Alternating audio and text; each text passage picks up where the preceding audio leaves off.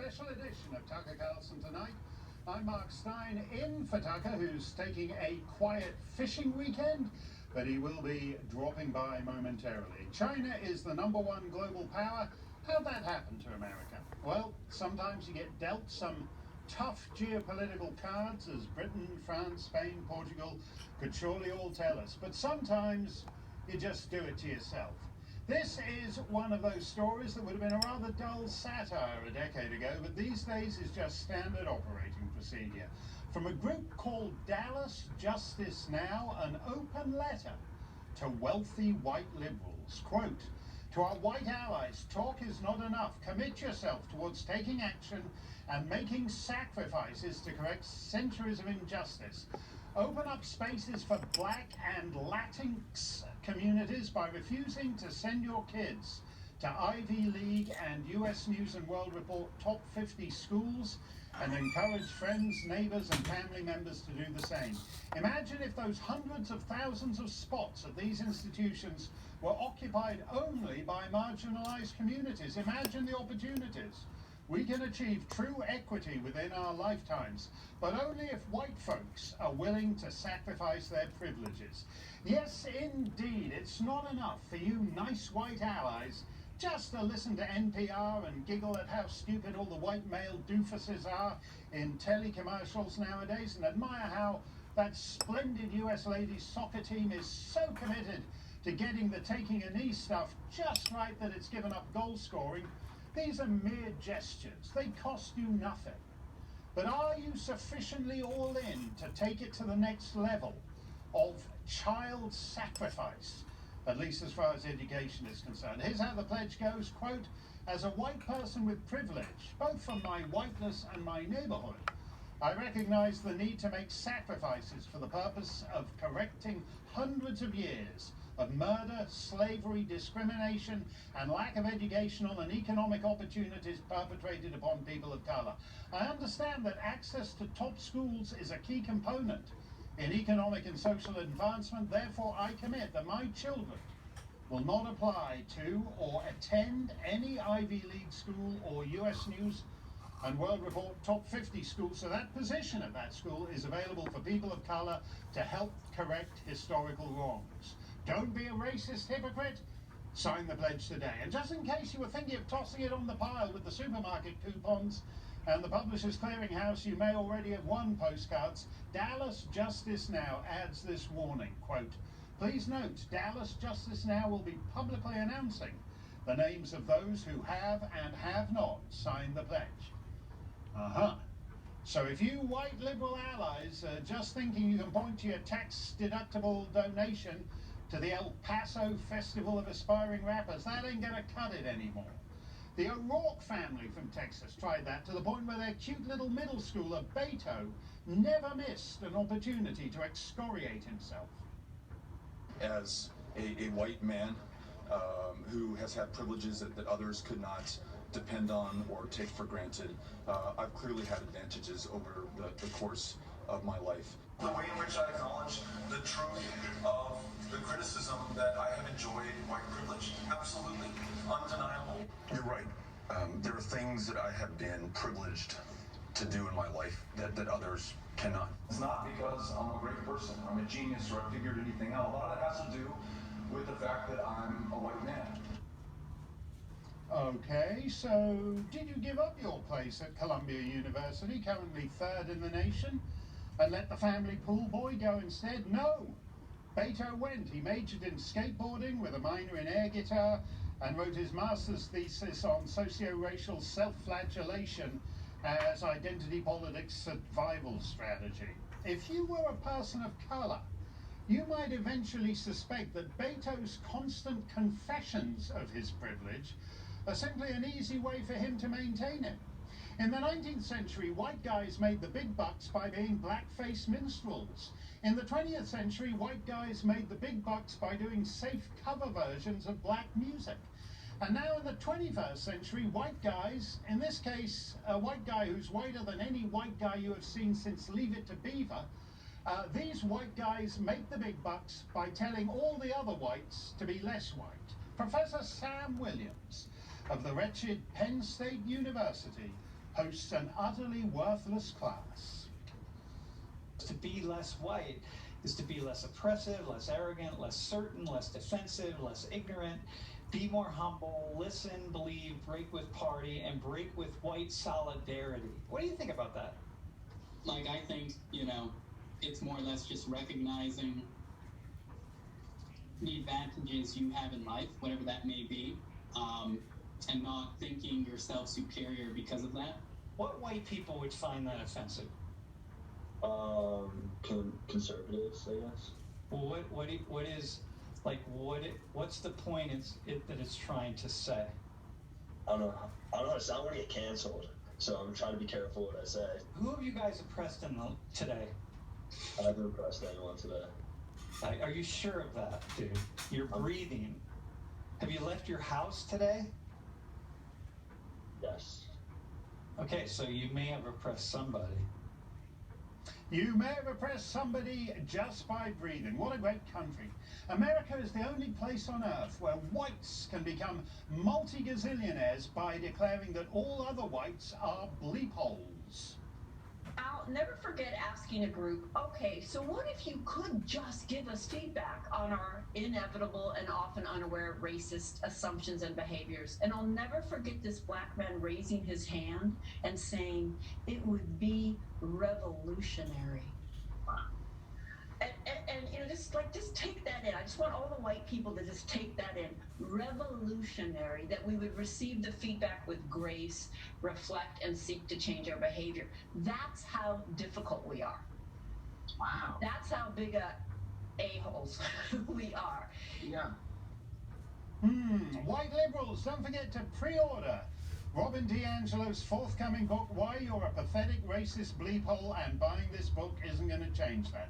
So Dallas Justice Now has correctly, if very belatedly, grasped that the white liberals' tedious pantomime of fake civilizational disavowal and pseudo-self-loathing isn't getting them anywhere. And they're demanding that the O'Rourke family actually forswear Columbia University and his fellow Texas liberals do likewise. They're absolutely right. This is win-win. Your kid will learn just as much at Dead Buzzard Junction Community College, well, except for the basket weaving and puppetry, which is harder than it looks, at least when compared to transgender and colonialism studies. But Dallas Justice Now is not going far enough. They should be publicly calling on Columbia and Harvard and Princeton to give away their blood-soaked endowments to historically black colleges. Better yet, skip that, ship it straight to Africa. Give it to the Robert Mugabe School of Public Integrity in Bulawayo. Meanwhile, back in the real world, courtesy of the official government statistics, this is the most recent year available, 2019, because last year kids paid 50 grand a year for the occasional Zoom call. So who knows how the 2020 stats will shake out, but just for the record, the percentage of 18 to 24-year-olds enrolled in college by race, whites 41%, blacks 37%. That would be margin of error territory if we were discussing whether Mitt Romney or Liz Cheney was ahead in the latest Iowa caucus poll. Asians come top at 62%. But unless you're a white fifth grader getting his butt kicked in the county mathletes competition, you can't mention that. In second place, at 47%, are persons of two or more races. So these liberal, progressive, racial justice types might want to call for the reintroduction of, well, what's that word that Democrat states used to have? Oh yes, miscegenation laws. And in third place, by the way, at 43% are Pacific Islanders, because we all know that wherever you turn in American life, all the guys running everything, the CEOs, the university presidents, the studio heads, are all Samoan and Palauan. Social justice warriors, instead of complaining about microaggressions, should be complaining about Micronesian aggressions. I said back in the real world, but in the real world, that's to say the rest of the planet, education isn't supposed to be about raising already excessively high levels of self-esteem to nuclear strength, but about boring stuff like arithmetic, literature, physics. How are we doing there? According to the OECD in math, China is number one. Wow, there's a surprise. China number one, and America, let me see here, Estonia, Slovenia, Slovakia. Can you scroll it down a bit? Oh, here we are. Number 37, the United States, just ahead of basket case Belarus.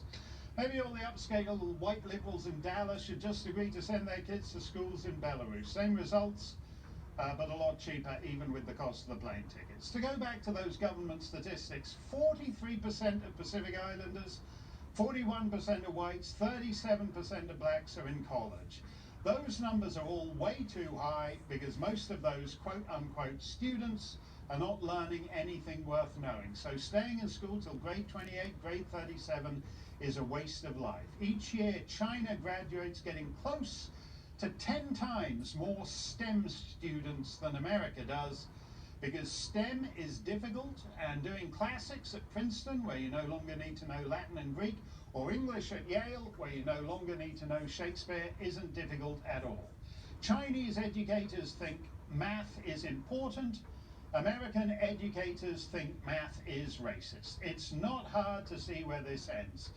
We're always delighted to have Candace Owens, the host of Candace, on our airwaves, and she joins us now. What do you make of this move to sacrifice your children's education, Candace?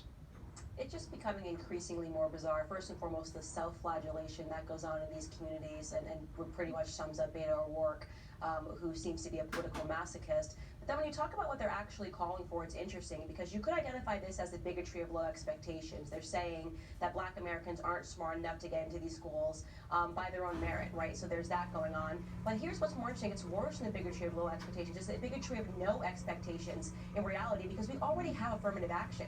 We haven't done away with affirmative action, so they're already more likely to give a spot in a school to a black American who has grades that are lower than a white American. That already exists, and they're saying that's not even enough, right? We need to just remove white people from the school. And of course, obviously, point to the obvious, which is that they never think through any of their policies long term, because it makes no sense. What you're saying is, make sure these white people cannot go into any Ivy League schools. Okay, well then they're not going to be Ivy League schools anymore, right? If you're saying now you just want to make sure everybody there has brown skin, and you know fully well that Asian Americans, are ranking at the top of their classes, and it's not white Americans, then what you're really saying is that you're just going to reverse and change it around. Make the schools that are lower are going to have the smarter kids, and then you're going to have the places like Harvard and Columbia are not going to have the brightest kids. So this doesn't even make sense long term.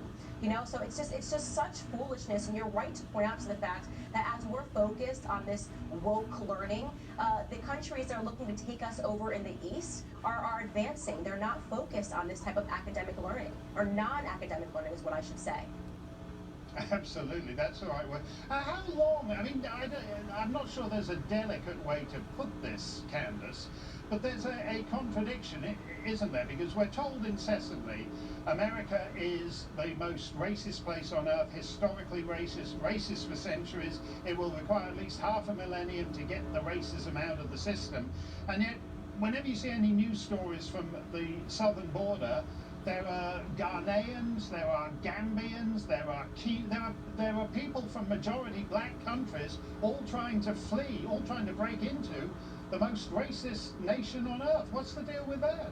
Right, it seems increasingly bizarre, and listen, I'll give them credit. America, with liberals and progressives at the helm of it, is certainly becoming an increasingly more systematically racist country. That's what they want. That's what they're asking for. That's exactly what this open letter is demanding. We want more systemic racism. We want people to focus on skin color and make sure people are segregated according to their skin color. They want every action in this country to be informed by the color of people's skin.